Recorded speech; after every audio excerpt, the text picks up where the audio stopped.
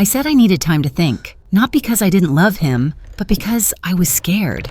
Scared of how deeply I felt. Scared of making the wrong decision. Scared of waking up one day wondering if I had rushed into something I wasn't ready for.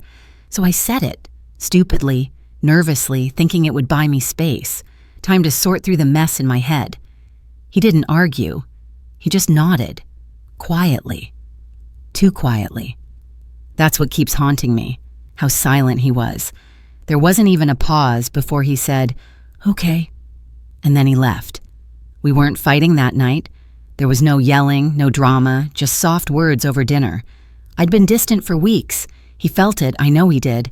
I could see it in his eyes, the questions, the confusion, the pain. And still, he held my hand and said, "If something's bothering you, you can tell me." So I did.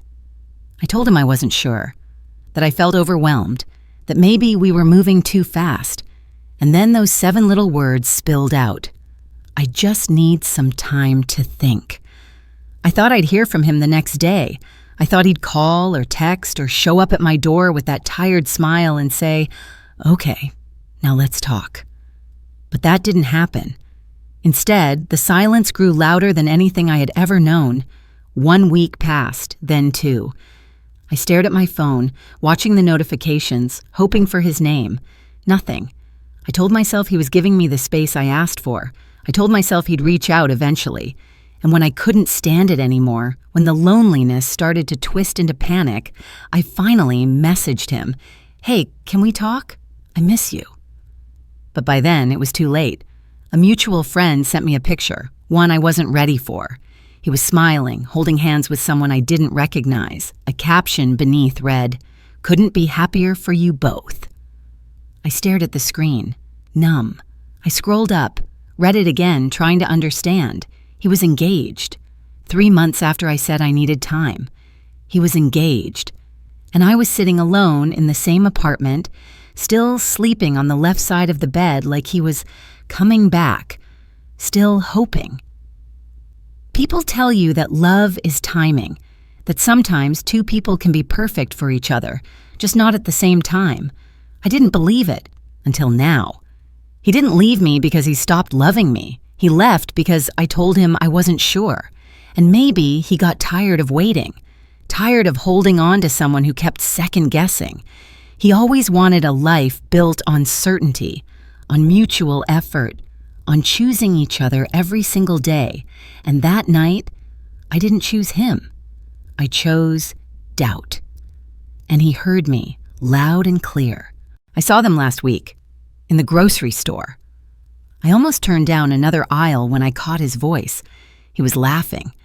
That same laugh he used to share with me when we danced in the kitchen at midnight or watched old movies on the floor. Only this time, it wasn't for me. She was holding his arm, resting her head on his shoulder. He saw me, too. Our eyes locked for a second. I smiled, a small one. He smiled back, but it wasn't the kind of smile that says, "I miss you." It was the kind that says, "I've moved on." And now, I cry over a love I let slip away. Not because he left me, but because I pushed him away. Because I let fear drive a wedge into something real, something rare. He was gentle, kind, patient. He never gave me a reason to doubt him. But I doubted myself. I questioned whether I was ready, whether I was enough, whether I deserved something so good. And in doing that, I lost it. I lost him. If you're reading this and you're holding back love out of fear, please take a moment and ask yourself, is it really him you're unsure about? Or is it yourself? Because sometimes the biggest mistake we make isn't loving the wrong person. It's failing to love the right one out loud. It's choosing hesitation when we should have chosen presence. Final thought. I didn't lose him to someone better. I lost him to someone braver. She didn't wait. She didn't stall. She walked into his life and said, "I choose you." And that's all he ever wanted to hear.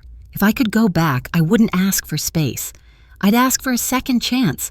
But life doesn't always give us that. So instead, I sit with my regret and hope you won't make the same mistake. If this story touched you, share it with someone who needs to hear it. Don't wait until it's too late to say how you feel.